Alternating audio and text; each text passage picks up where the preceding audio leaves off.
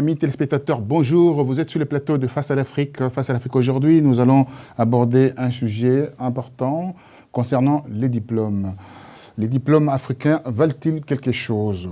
Qu'ils soient obtenus en Afrique ou en Europe, est-ce que ces diplômes valent-ils quelque chose? Pour en savoir, nous allons en débattre aujourd'hui avec deux invités, des invités de marque. À ma droite, M. Moussa Abdelkader Djabir, qui est responsable projet innovation PSA, bien entendu, Citroën, il me semble. Vous êtes diplômé, bardé des diplômes, doctorat en chimie, diplôme d'ingénieur chimiste. Donc, vous allez nous dire comment vous avez fait pour arriver jusque dans la grande entreprise comme PSA. À ma gauche, Madame Noura Zoubir, vous êtes hôtesse de l'air, consultante, vous êtes consultante junior aux États-Unis, professionnelle du tourisme, vous avez Bac+5, commerce et affaires internationales. Oui. Tout un parcours, un bon cursus. Je crois juste, consultante junior aux Nations Unies. Très bien. Alors, Monsieur Moussa Abdelkader Djabi, dites-moi, c'est un parcours de combattant pour arriver à ces cursus universitaires? Bien sûr, bien évidemment. Bonjour Roger, de nous inviter et puis de nous réunir juste sur ce thème très important qui touche finalement tout immigré d'origine africaine sur le continent européen, plus précisément en France. Moi, je suis arrivé comme bon nombre d'Africains, bon nombre d'Ivoiriens en France après le baccalauréat. Après le baccalauréat pour faire le parcours classique d'un ingénieur en France, classe préparatoire, cycle ingénieur, donc les concours déjà, cycle ingénieur. Après le cycle ingénieur, j'avais le choix soit de travailler ou de poursuivre les études. Bon, j'ai choisi encore de poursuivre pour faire un doctorat parce que je me dis effectivement qu'avec un doctorat, ça me donnait un niveau supérieur qui me faciliterait quelque part l'intégration, soit dans l'enseignement supérieur, soit dans une entreprise en recherche et développement. Donc pour moi, c'était un tremplin quelque part pour faciliter l'obtention d'un emploi. Et ce diplôme de doctorat, je le fais par le biais du dispositif qui existe en France, qu'on appelle la convention de formation par la recherche, en fait, donc le contrat CIFRE, qui permet d'avoir un pied dans une entreprise, mais également de faire sa recherche. Donc c'est comme ça que mon doctorat a pu être financé par le groupe PSA Peugeot Citroën. Donc suite à ce doctorat, à cette thèse qui s'est déroulée à l'école polytechnique, j'ai pu intégrer du coup l'entreprise PSA Peugeot Citroën. Et j'y ai gravi en fait un certain nombre de positions, d'échelons. Et aujourd'hui, je suis expert matériaux et procédés chez PSA, en charge des projets innovation dans mon domaine d'expertise. Innovation, expliquez-nous mon projet innovation. Alors, qu'est-ce que vous entendez par là? Ben, ce que je fais, je développe quelque part les matériaux, les nouveaux matériaux de demain qui vont se retrouver sur les véhicules dans 3 à 5 ans et qui permettent de réduire en fait la consommation de carburant. Au niveau de charge des composites, etc.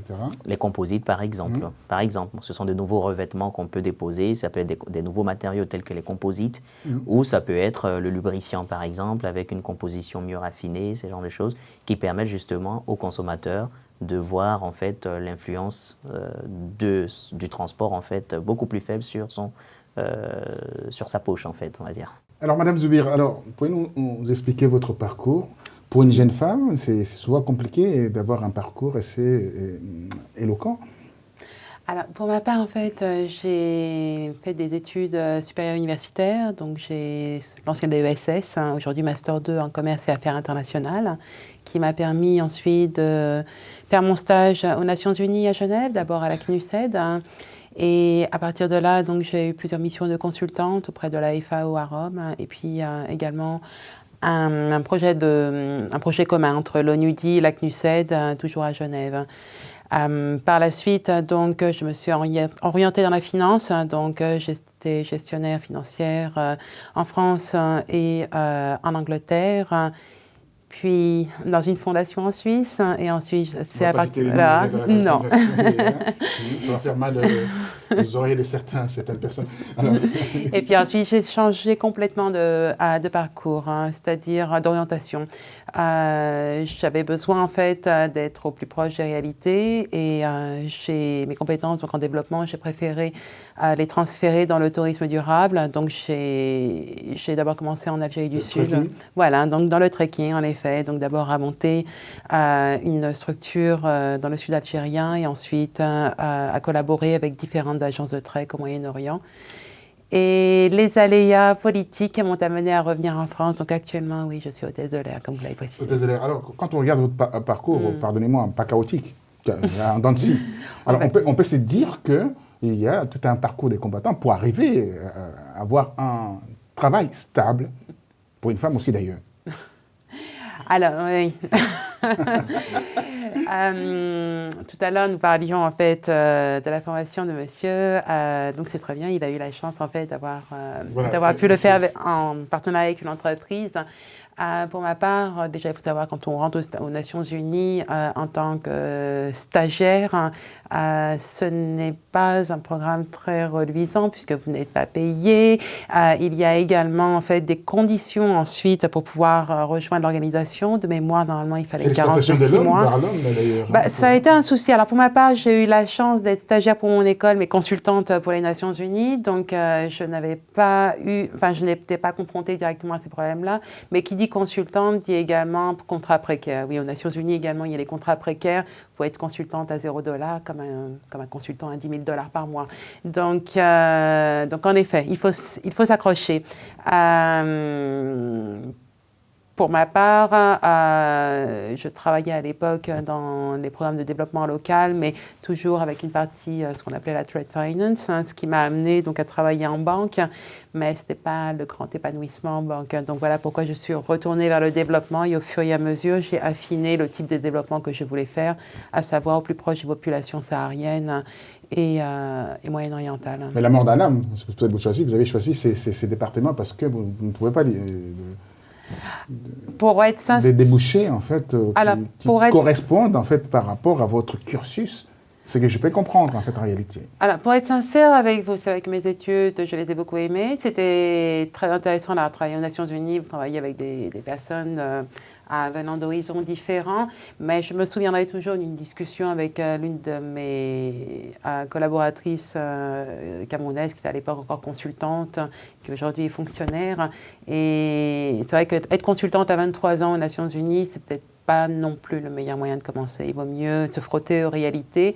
Elle me l'avait dit à l'époque, je n'avais pas tout de suite compris. Et il est vrai que ça m'a permis, je dirais, la maturité. Ces expériences-là m'ont appris à mieux mûrir mes projets, à mieux comprendre ce que je souhaitais. Et ce que je souhaitais à l'époque, en tous les cas, c'était de transférer mes compétences, mais sur le terrain, et faire du tourisme, en fait, une forme de développement durable. On dit parler plusieurs langues, être trilingue, bilingue, tout ça, etc. C'est un avantage. Vous parlez combien de langues? Alors, je parle plusieurs langues. Moi, je suis bilingue anglais. Je parle également l'espagnol et l'allemand. C'est un avantage. Je dirais que c'était un avantage à l'époque. Aujourd'hui, la plupart des jeunes sont bilingues avec les séries. Donc, on peut faire une croix dessus, quoi. Mais je dirais, c'est toujours un avantage, mais aujourd'hui, combien de personnes étant trilingues, quadrilingues, travaillent dans des call centers? Donc, la misère dans l'âme. Dites-moi, en attente, c'est là où on peut dire que voilà, c'est pas la peine de faire les études aujourd'hui. Je vais dans un coin de quartier, je vais vendre je mets l'étal, je vends comme les Indiens pakistanais font ici, des bananes, et puis après, ça y est, je monte mon entreprise tranquillement. Monter son entreprise, c'est une fierté. C'est très bien d'ailleurs de monter son entreprise. C'est une image. Hein, oui, je comprends très bien. Je comprends très bien. Mais je commence par la fin en fait. Monter son entreprise, si c'est la finalité, c'est d'ailleurs très bien. Mais monter son entreprise, ça demande quand même un certain nombre de compétences qui peuvent s'acquérir en fait par la formation professionnelle, la formation continue, etc. Mais au final, on revient à quelque chose de fondamental. C'est que tout se résume à la formation, à l'éducation.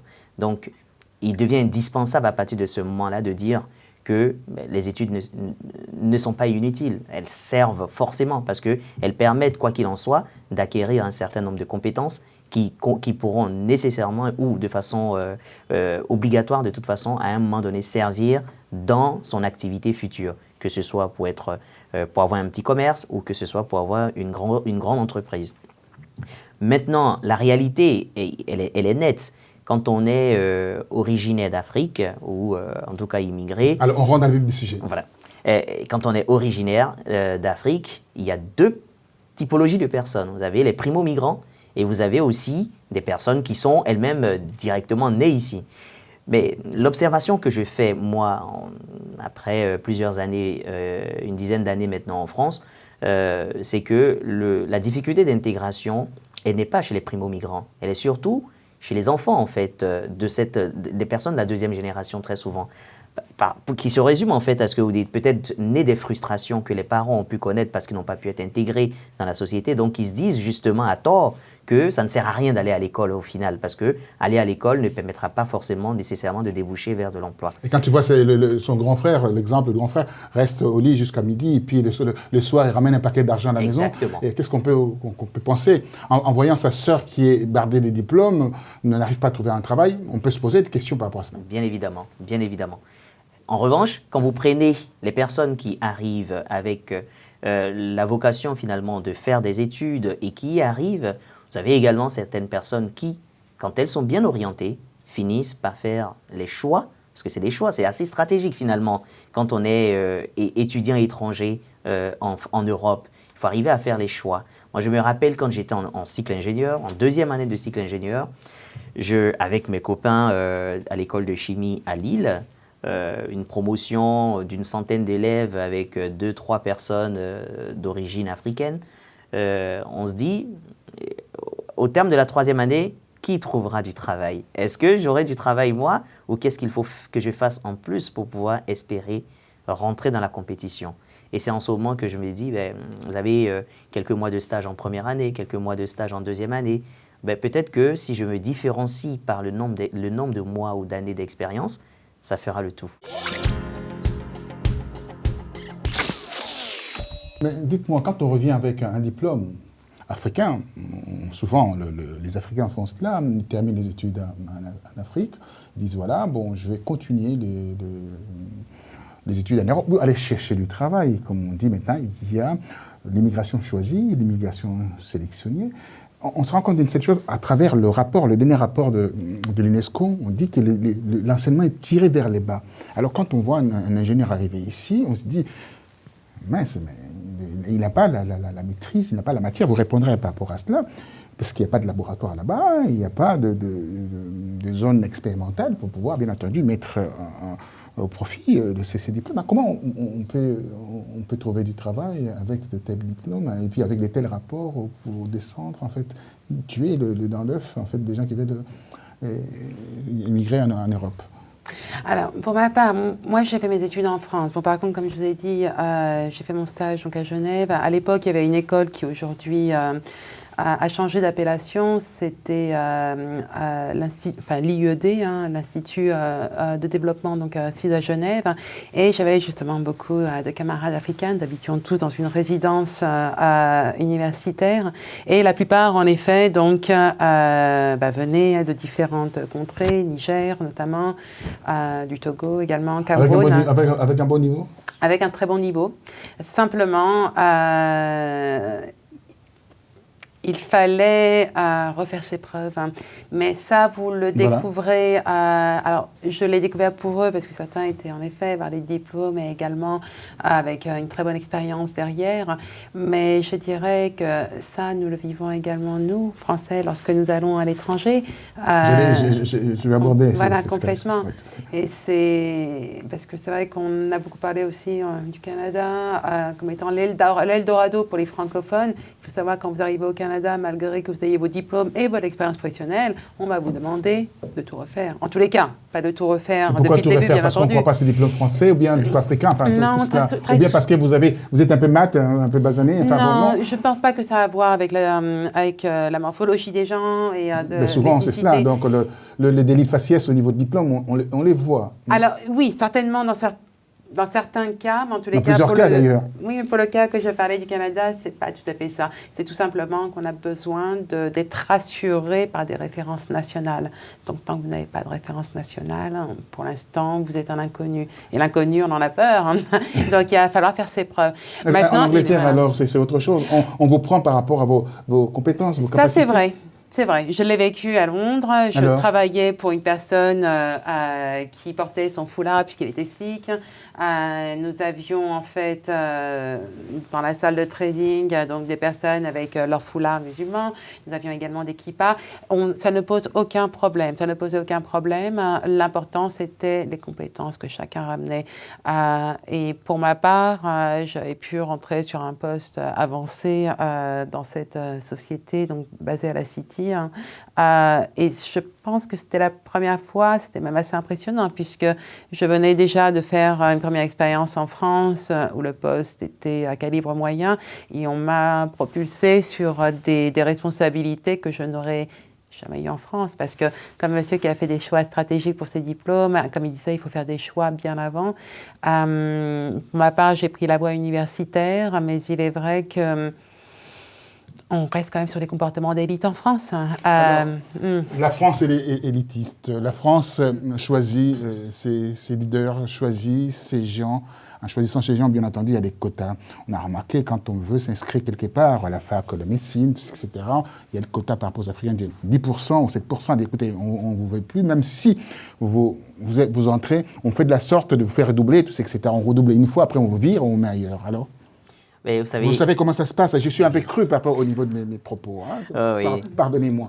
Oui, non, mais je vais dire que... Je suis cru parce que des situations qu'on vit tous les jours, les Africains, par rapport à cela, les étrangers d'ailleurs, par rapport à leur diplôme, ils sont désespérés. Et on voit, pardonnez-moi, vous allez compléter par rapport à ce que je viens de dire, on voit des gens qui ont le Master 2, les gens qui ont le doctorat, jouer le vigile au McDonald's. Bien, il y a un peu de tout. Tout ce que vous dites, c'est vrai, mais il faut tout placer dans différents contextes. Alors, allez, placez-moi tout cela dans l'ordre. Premier élément, pour des Français eux-mêmes, des Français qui ont des diplômes français. Vous avez des formations en mécanique à l'université et une formation en mécanique en grande école. Forcément, vis-à-vis de l'entreprise, que vous soyez blanc, noir, on privilégiera tout de suite celui qui a fait une grande école. Vous voyez, il y a déjà les entreprises qui font eux-mêmes le classement, indépendamment de la couleur de peau, et indépendamment de l'origine géographique, etc. Donc, premier élément. Vous avez des personnes diplômées de grandes écoles. Vous allez avoir des personnes qui sont diplômées des polytechniques, centrales, des mines, des ponts et chaussées, qui ne vont pas être classées au même niveau que des personnes qui sont diplômées de toutes petites écoles. Vous voyez? Donc, il y a déjà dans la société et vis-à-vis même des entreprises, un classement qui se fait naturellement. Ça, c'est le premier élément. Maintenant, si vous rajoutez à cela ce classement qui est finalement naturel, qui existe déjà et qu'il ne faut pas nier non plus, la problématique finalement de l'origine raciale, etc., vous voyez qu'un Africain qui vient étudier en Europe a intérêt à faire des études 2 fois plus. 2 fois plus, avec beaucoup plus d'efforts. Voilà. C'est une réalité. Maintenant, est-ce que c'est mauvais? Après, c'est des questions qu'on peut être amené à se poser. Moi, ce que je dirais, là où la problématique va se poser, ce sera pour les enfants des migrants, ceux qui sont nés ici, qui sont français, etc. Par rapport à la question, là, la question, elle n'a pas lieu d'être. C'est-à-dire que le choix, qu'on ait fait Polytechnique ou qu'on ait fait une université, qu'on puisse tout de suite accéder à un emploi parce qu'on est dans notre pays, on est en France. Alors, on est en France. Pardonnez-moi, vous allez continuer, puis je passerai la parole, il y a 12 minutes, vous voyez, ça va très très vite. Mon fils sort d'une grande école, je donne l'exemple de mon fils, grande école à Nancy, 5e de France, pas citer les noms, Master 2, il a du mal à trouver de travail. Il est né ici. Et ses copains de l'école ont eu tout de suite des offres à la sortie de cette grande école. Comment expliquez-vous cela? Moi, j'ai vécu cette situation. Voilà. Alors, vous expliquez autre chose, moi, je vous ramène devant une réalité. Oui, c'est une réalité. Cette réalité, je l'ai vécue moi aussi. Alors, comment vous l'avez vécue? Alors, c'est ça, moi, je veux qu'on partage cette réalité-là. Moi, je l'ai vécu, et c'était la première fois. Quand on me demande... mes stages, je les ai obtenus assez facilement, hein, heureusement. Mais quand on parle de discrimination à l'emploi, lors des entretiens, j'étais toujours le premier à dire que non, c'est faux. Jusqu'à ce que je le vive une fois. Et là, c'était vraiment, c'était évident. C'était évident. J'étais en phase de terminer en fait mon doctorat.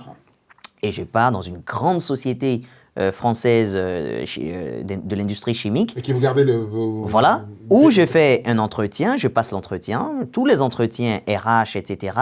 Et là où je me fais ricaler, c'est par celui qui devait être mon supérieur hiérarchique, en fait. Voilà, c'est là que je me fais ricaler. Et pendant l'entretien, vous voyez, vous imaginez un entretien que vous menez avec avec celui qui fait l'entretien, finalement, et qui ne s'assoit pas, et qui est là en train de tourner, en train de dérouler les stores, etc., et qui vous pose des questions directement. Une des questions qui m'a fait savoir effectivement qu'il y avait un cas un peu raciste derrière, c'est qu'on me demande « Est-ce que vous êtes français ?» Voilà. En ce moment, je n'étais pas français, il le dira aujourd'hui. La situation, elle serait... chercher autre chose. Voilà, elle serait différente. Voilà. Mais voilà, c'est une réalité. Cette réalité, elle existe. À partir de ce moment, je me suis dit « Oui, effectivement, ça existe en France. » Maintenant, je pense que ce sont des choses, vous voyez, le mélange des populations se fait, le brassage se fait. Je pense qu'au fur et à mesure, si nous arrivons à montrer que nous sommes compétents dans les sociétés, dans les postes que nous occupons, la société, elle bougera. Elle bougera la société. Mais la société, Sarkozy voulait faire bouger la société, ramener la chaussée, le Sciences Po dans les banlieues. Alors, aujourd'hui, les résultats, tout cela.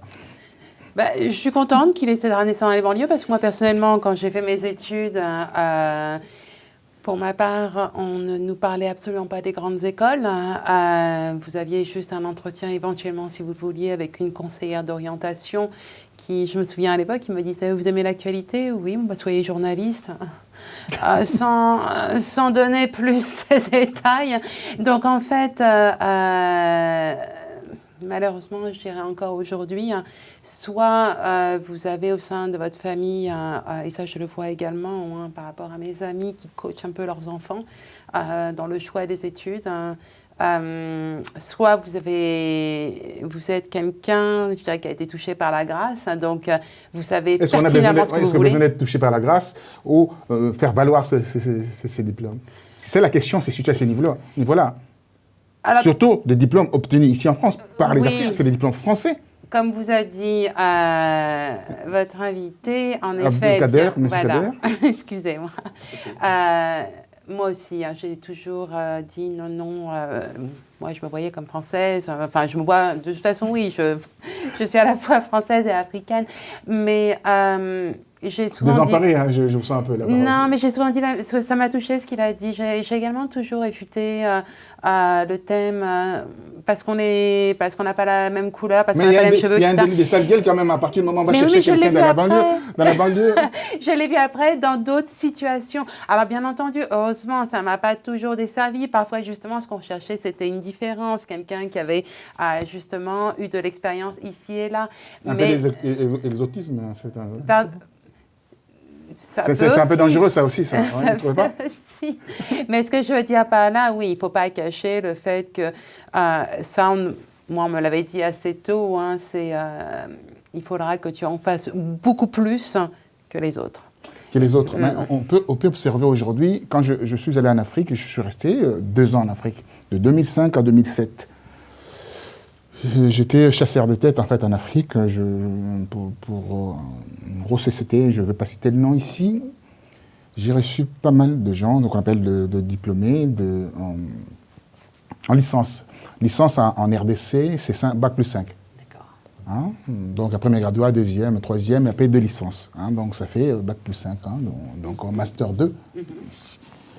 Dites-moi, quand je regarde quand même leur lettre de motivation, je me dis, bon, écoutez, ça pose un réellement problème. Et là, je fais référence au rapport de l'UNESCO. Est-ce qu'avec ces tels diplômes, on peut valoir quelque chose, faire valoir quelque chose en Europe? Il y a ce que vous dites, c'est-à-dire les lettres de motivation ne sont pas à la hauteur. Voilà. On le voit à travers ça. À chaque ligne, il y avait quelque chose. Ben oui. Il y avait une faute, il y avait quelque chose. Vous savez, La syntaxe, voilà. Donc la construction d'une lettre, c'est quelque chose de bateau. Enfin, bien sûr. Oui. Il est clair Alors, que là, on a beaucoup parlé des diplômes obtenus en France, mais si on parle des diplômes obtenus en Afrique, qu'est-ce qu'ils valent réellement? Oui, mais c'est ça aussi. La question, elle est là. On a de sérieux problèmes en Afrique, il faut le dire. Voilà, c'est ça que je voulais savoir. On a de sérieux problèmes. C'est-à-dire que, vous avez parlé des points qui se transmettent d'une certaine façon, mais il est... Moi, je l'ai dit, hein, je suis pas cru, mais je l'ai dit. Voilà, et ça, c'est une réalité aussi. Vous avez le taux d'éducation qui est très, très bas dans nos pays en Afrique. Vous avez les possibilités d'accès à l'université qui sont très compliquées parce qu'il y a très peu de place. L'éducation ou la formation elle-même qui est beaucoup trop théorique quand elle est bien faite d'ailleurs. Quand elle est bien faite, elle est trop théorique. Donc on a beaucoup à faire également. Tout seul, on n'y arrivera pas parce que bon, on a tellement de priorités en même temps à gérer, même si l'éducation est une des premières des priorités, mais on a aussi en même temps d'autres priorités à gérer. Je pense que, et là c'est encore, on parle de forum, la conférence internationale sur le développement durable, on ne pourra jamais faire de développement durable si on ne développe pas le secteur de l'éducation dans un continent tel que l'Afrique en fait. Donc il y aura beaucoup à faire. Le Fonds monétaire international en est pour quelque chose là, par rapport à l'ajustement structurel. Mais il faut en tout cas qu'on ait des programmes qui soient tournés vraiment vers une vraie éducation. Une éducation, on parle de qualité d'éducation pour tous et cela ne peut se faire que en essayant de faire des partenariats avec d'autres institutions étrangères qui sont bonnes. La France, elle le fait, hein, en faisant des partenariats avec des universités à Shanghai, des universités aux États-Unis, etc. C'est comme ça que l'Afrique aussi arrivera. Alors, on voit aussi dans le domaine médical, on voit de médecins qui arrivent d'Afrique, de l'étranger, etc. Parce que la France a besoin d'à peu près 20 000 médecins pour pouvoir faire fonctionner ce système ici. Alors, on s'aperçoit d'une cette chose, on recrute beaucoup de médecins africains, arabes ou autres, mais c'est souvent qu'on appelle le médecin associé. Alors, dites-moi, vous allez répondre à cela, mais rapidement. Le médecin, oui. Associé, c'est-à-dire que voilà, vous êtes payé l'autre, le médecin français, avec un salaire de 3 500 € par mois. Le médecin associé, il a 1 800, mais il fait double fois le travail que... Je vous laisse répondre. Médecin associé, c'est... Vous le savez, Oui, il y a beaucoup de Camerounais médecins en France, il y a beaucoup... Pourquoi médecin associé? Qu'est-ce que vous voulez que je dise? Non, mais il faut dire quelque chose. Moi, je souhaiterais le savoir. Oui, non, c'est médecin associé parce que peut-être que le diplôme de médecine n'a pas été obtenu en France, parce que le concours n'a pas été effectué. Des fois même, ils sont médecins. Et pourtant, ils font beaucoup plus. Des fois, ils sont médecins. Ils font beaucoup plus, oui. Et on leur demande, pour pouvoir exercer, il faut qu'ils partent repasser le concours de première année. Voilà, tout simplement parce que le concours de première année, finalement, est très sélectif. Ça s'appelle numéris machin. Avec le numerus clausus, etc. Voilà, donc, c'est une triste réalité. Triste réalité. Alors, comment faire pour éviter tout cela? Parce qu'il y a la deuxième génération, vous avez parlé de deuxième ou troisième génération, nous arrivons au terme de notre émission. Deuxième, troisième génération, là, quand la personne décroche le téléphone avec ses diplômes, il ne donne pas encore son nom. Et tout le monde dit, voilà, c'est un Français, mais dès qu'il débarque quelque part, on dit, écoutez, on a déjà choisi quelqu'un. C'est souvent, ça arrive. Mais vous savez comme moi que le marché du travail, il est en zone grise. Aujourd'hui, ça a toujours été. On joue, c'est les politiques qui jouent sur ces termes-là. Aujourd'hui, zone grise, zone jaune. Enfin, mais ça, c'est des choses qu'on ne vous apprend pas spécifiquement dans certaines écoles. Je dirais, dans les quartiers populaires parisiens, on ne vous explique pas à l'école qu'il va falloir jouer de son réseau.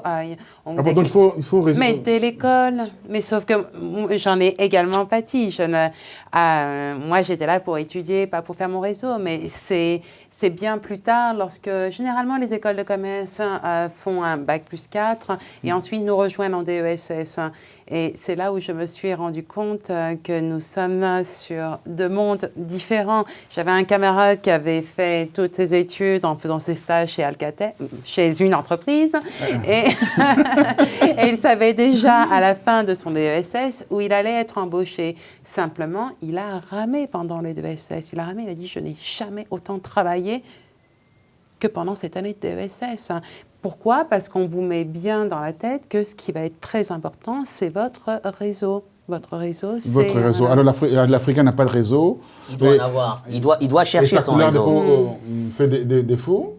Il doit chercher Et l'Afrique. son accent aussi, d'ailleurs.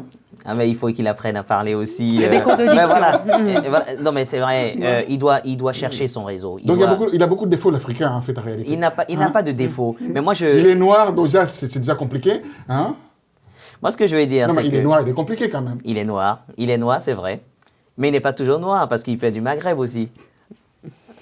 Oui, on dit basané, hein. Là, ça change un peu. Quoi. Voilà. Mais ce que je vais dire au final, c'est que oui, le réseau, c'est important pour qu'on soit africain ou autre. Le réseau, il est toujours important, même en entreprise. Lorsque vous êtes embauché, vous avez besoin Bien d'entretenir votre réseau dans l'entreprise pour pouvoir gravir aussi un certain nombre d'échelons. Très bien, voilà, nous venons de terminer cette émission sur les diplômes obtenus en Afrique, les diplômes obtenus ici en France par les Africains, par les étrangers.